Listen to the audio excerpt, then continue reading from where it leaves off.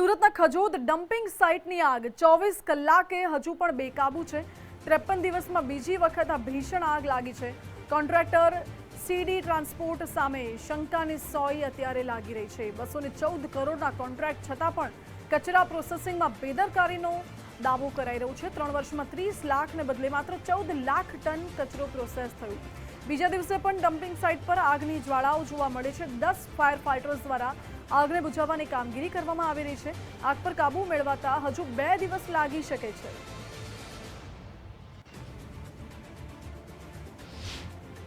સુરતના ખજોદ ખાતે આવેલા ડમ્પિંગ સાઇટ પર આગ લાગી છે। ગઈકાલે આગ લાગી હતી, ત્યારે આગ લાગ્યાના 24 કલાક વીતી જવા છતાં પણ આગ હજુ બેકાબુ છે। દ્રશ્યો બતાવવાનો પ્રયાસ કરીશ।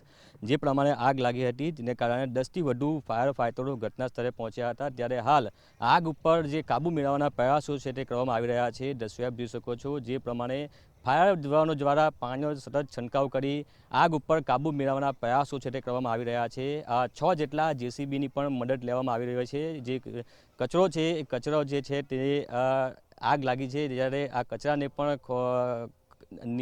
ખળવામાં આવી રહ્યો છે, અને જે રીતે આગ લાગી છે તેના કારણે જે 10 જેટલા ફાયર ફાઇટરો દ્વારા આગ ઉપર કાબુ મેળવવાના પ્રયાસો છે તે કરવામાં આવી રહ્યા છે। આ આગમાં જે રીતે કચરા કૌભાંડની પણ આશંકા છે તે સેવામાં આવી રહી છે।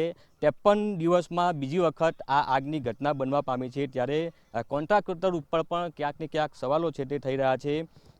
214 કરોડનો કોન્ટ્રાક્ટ લેનાર સીડી ટ્રાન્સપોર્ટ સામે પણ આશંકા છે તે સેવામાં આવી રહી છે। ત્યારે 3 વર્ષમાં 30 લાખની બદલે 14 લાખ ટન જ જે કચરો છે તે પ્રોસેસ કરવામાં આવ્યો છે। મુદત પૂરી થઈ ગઈને 53 દિવસે ફરી આગ લાગતા કચરા કૌભાંડની આશંકા છે તે સેવામાં આવી રહી છે। ત્યારે આગ બીજા દિવસે પણ યથાવત છે। જે ફાયરના જવાનો દ્વારા સતત પાણીનો છંટકાવ છે તે કરી દેવામાં આવી રહ્યો છે, પરંતુ આગ હજુ પણ કાબૂમાં નથી આવી। ત્યારે હજુ પણ 2-3 દિવસ આગને કાબૂમાં આવતા લાગી શકે છે। ત્યારે દ્રશ્યો આપ જોઈ શકો છો, સમગ્ર જે આકાશમાં ધુમાડા જોવા મળી રહ્યા છે, કારણ કે સમગ્ર સુરતનો કચરો છે તે અહીંયા ઠાલવવામાં આવતો હોય છે। ત્યારે કયા કારણસર આ આગ લાગી તે હાલ જાણી શકાયું નથી, પરંતુ આગને પગલે જે ફાયર દ્વારા જે છે તે સતત પાણીનો મારો ચલાવવામાં આવી રહ્યો છે, અને આગ ઉપર કાબુ છે તે મેળવવાના પ્રયાસો કરવામાં આવી રહ્યા છે। હજુ પણ આ આગને કાબૂમાં આવતા 2 થી 3 દિવસ લાગી શકશે તેવું ફાયરના જવાનો દ્વારા જણાવવામાં આવી રહ્યું છે। કેમેરામેન દેવાંગ રાણા સાથે ઉદય જાદવ, ગુજરાત ફર્સ્ટ, સુરત।